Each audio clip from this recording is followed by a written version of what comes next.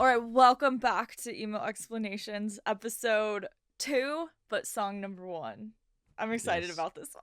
Me too. Yeah. So my name's Zach. This is I'm SJ. SJ. Yeah, we're so excited to be back with you guys and really dive into it. The last episode, we kind of just went over my story, why we're doing this, what it's all about. But today, we're actually going to dive into one of SJ's favorite songs. My favorite. I like it a lot. It's stuck out to me, but I feel like you really like this one a lot. I really like it live. Live. Yeah, you've seen me live. I like it, and I like it live. Right. Yeah. It's fun. It's catchy, you know. There's some rhymes in there. There's some dance moves a little bit. We kind of get in people's faces when we perform it live. So yeah, it's fun. But yeah, so today what we're going to be doing is we're going to be sipping on some wine while we actually talk about this song. And I want to give it to SJ to kind of talk about why we're doing this and the meaning behind it. All right. So this bottle specifically is for this song, and we put this into ChatGPT and they told us what to choose, but I actually really like this bottle, so I was happy that this was a suggestion. But it's a blend that balances fruitiness with a touch of spice, reflecting the song's mix of romantic allure and underlying tensions. Thank you, ChatGPT. Thank you, ChatGPT. AI. Sponsor us. All right, so cue the chorus. 'Cause I think about you all night. I try to make sense of time. No sleep for me 'cause I'm wasted. When is there peace when you're always faking? No sleep for me, that's alright. Let's call it a night. All right, cheers. Cheers. Eyes. Locked in. Take a little swig here. Gotta smell it. Yeah, smell. It smells great. Spin. Smells like cedar. Oaky afterbirth. No, I wish I had an Oaky afterbirth. I like that. This one doesn't. You know that's from, right? No, but that's a thing. Oaky. It's not Oaky afterbirth. You think it's actually afterbirth they talk about with wine? It's a joke. Oaky notes. Yes, an afterbirth for a wine sounds disgusting. What is that from? That's from The Office. Oh. Yeah, so that's why we wanted to bring this in. And she's been tasting wines for a long time. And I kind of asked her if we could steal an idea that she already came up with in the past just to go through that. She has her own podcast called Waterview Winos. Honestly haven't done an episode in a while. And it's just, I got a new job that takes a lot of my time. And it's been hard for me to balance that because I was doing all the editing and that. Excuses. Oh, I thought you were going to say, excuse me. Oh, no. I thought you were actually coughing. No, but never mind. No, she's a busy girl. Anywho. But that's why I was asking her. I was like, I really like that idea. Get a bottle that's under $10. Yep. So anybody can get them if they like to drink wine. Drink it with us. Please, if you... Let's put that as like a little preset. Like, think so? Hey, this is coming out next week.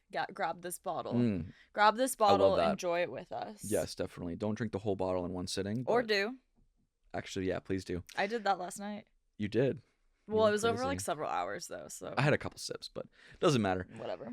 So I asked her, I was like, hey, she had this podcast where they have bottles of wine under $10, mostly reds. I think all reds. And then... No, I would bring red and my friends would bring whites. I hate whites. I'm not white gives me headaches and makes me hungover, so I like reds. And what they would do is they would talk about the wine, they would rate it. So we're going to bring some of that actually in here. But we're going to put an extra spin on it like we were talking about. Sorry, sound like a broken record. But we're picking out these wines specifically for the lyrics and the vibe of the song. So SJ went through those. That's why we picked Ménage, Trois.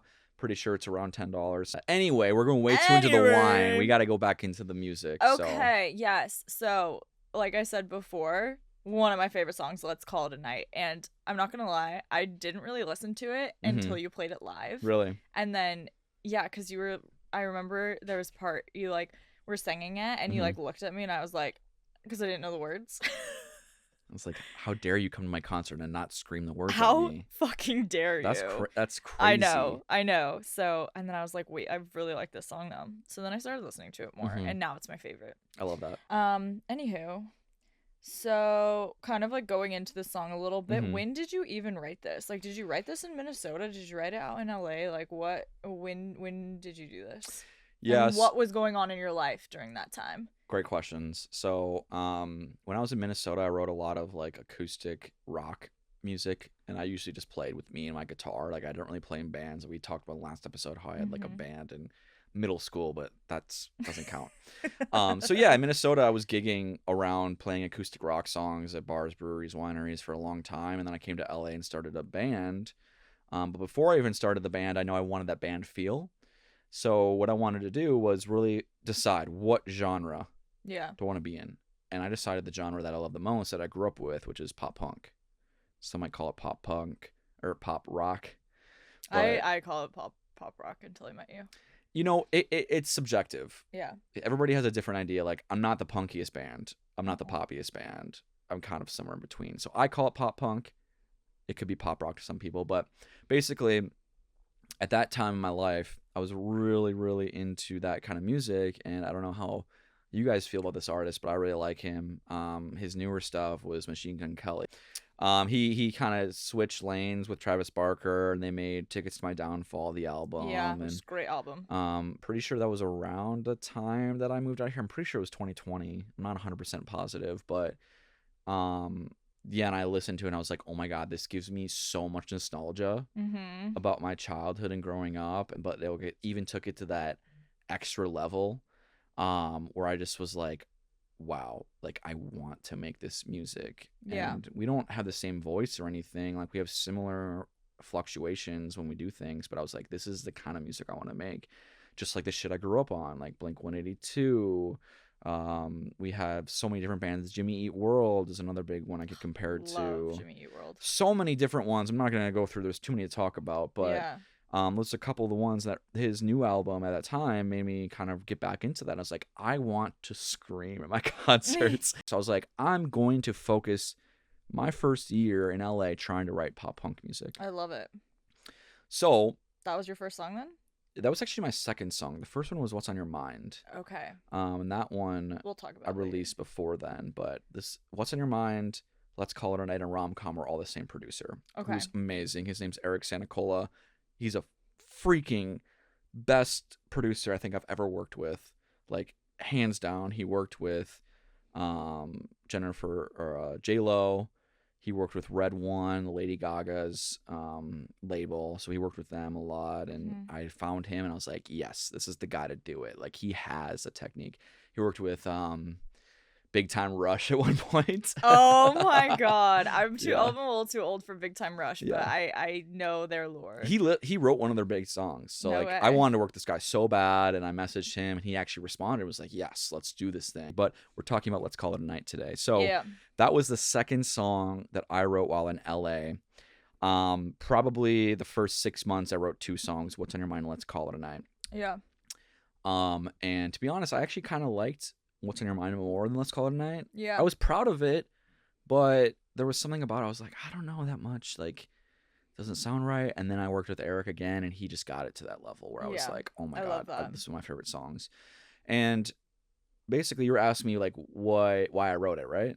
Yeah, like when did you write it? Like Yeah. and why, and like what Mhm. kind of phase of life were you in? Like, were you in a relationship at this time? Like, what Yeah. was going on in your life when you were writing this? What was like your state of mind essentially? Right. I was in a relationship at the time, but I don't, for people to understand, like, I don't write my songs usually specifically about one person or one experience. It's a collection of experiences and people.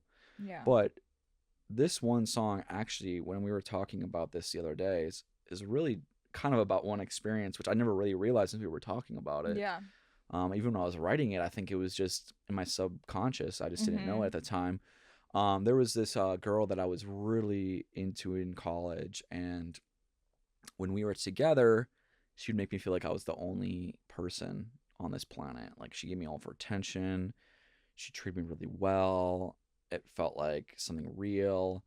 And then we would go out to the bar or hang out with friends or go to parties, and she would basically pretend like she didn't really know me that well or didn't know who I was. Ugh. So like, if you're You going hate to see it. right, and if you're going through the chorus, it's like, no sleep 'cause I was wasted thinking about you, let's face it.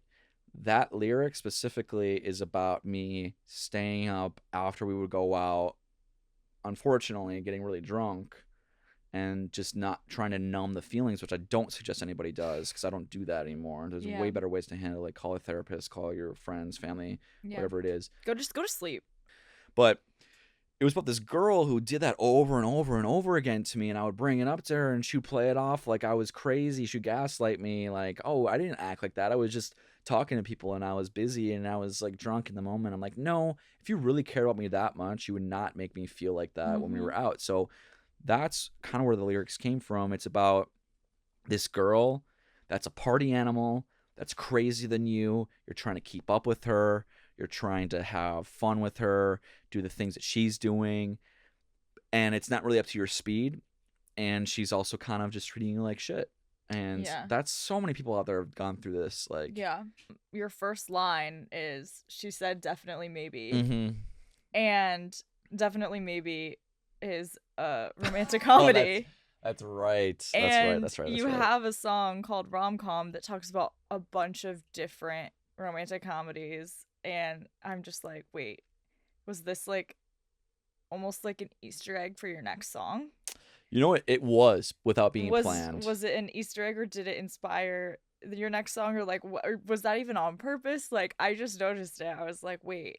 I think a little bit of both. Definitely maybe. And then one time I texted him, he said something I don't remember, and I said definitely maybe, and he had no idea that I was referencing his own song. Oh man, I'm a very oblivious person in general. Yeah, like, no, funny. I did not catch on to that. But rom-com connection. You know, that's such a good realization. That's why I'm glad that you're here to talk to me about these things, because I don't realize stuff like that.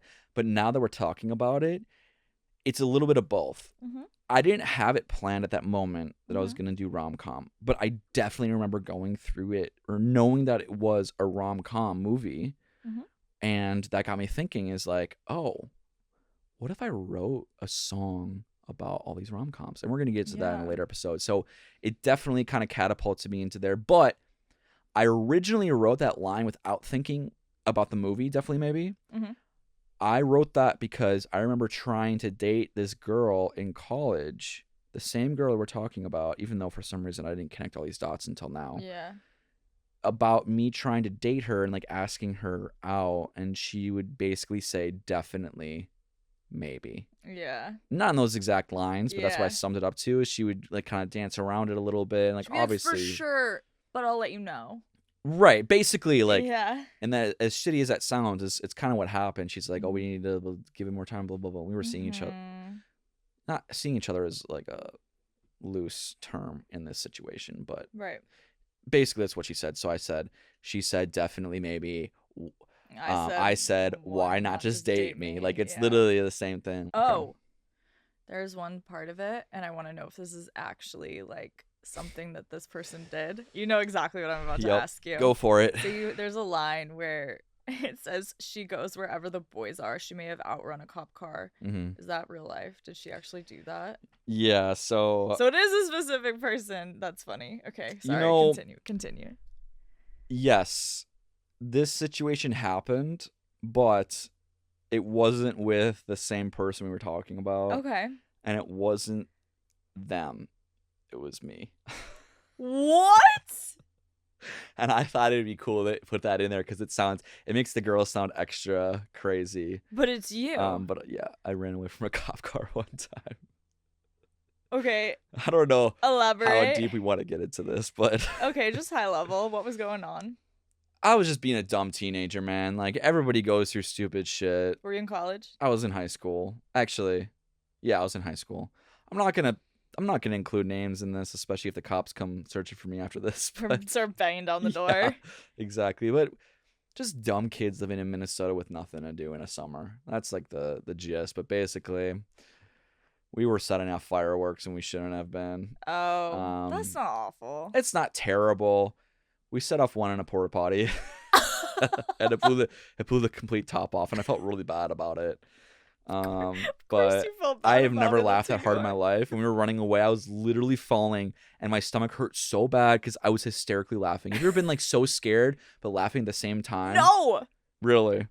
where you're just I like your don't- adrenaline's rush. It's like so many different emotions where your body just like starts collapsing. Like, I don't think I've ever had a situation where I'm hilariously like dude, laughing, but like terrified. it was all that That's together very specific. while running. Your cardio, your heart beats up, like just so many different emotions, and like yeah, we were dumb. But yeah, I will call out one person. I'll call my brother. I blame him for a lot of this stuff. David.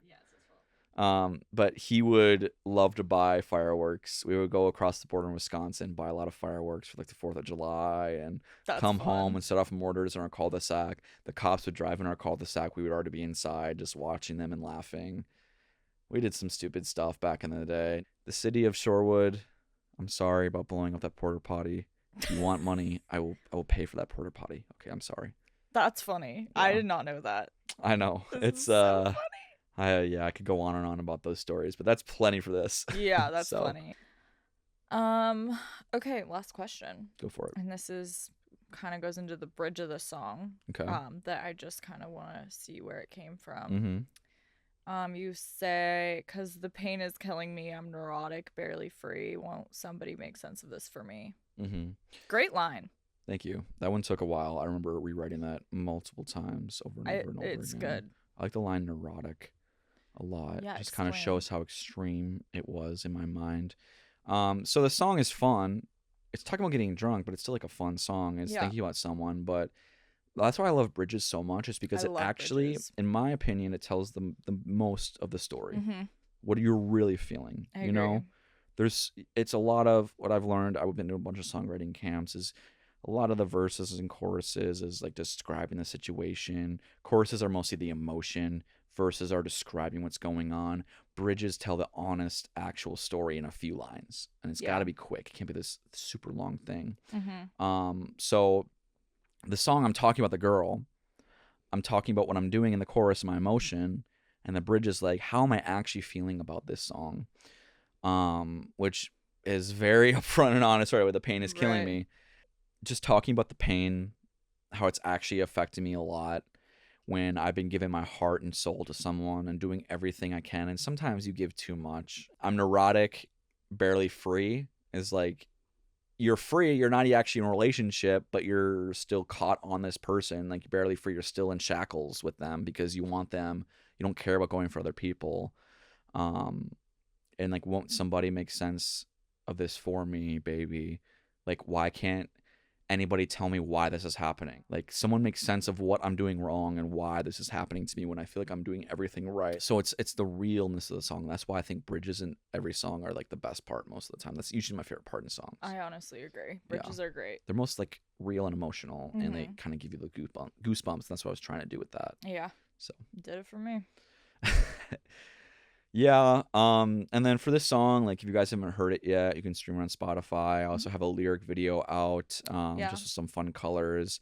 I took the album art for this picture we took in a pool with my friend Patrick for long back at home, Mhm. and he took it of me like laying. That picture's sick. And, like, he ruined his guitar though. I did ruin my You guitar. fucked your guitar. That ZK guitar that I have in that picture was my first guitar that I used in middle school.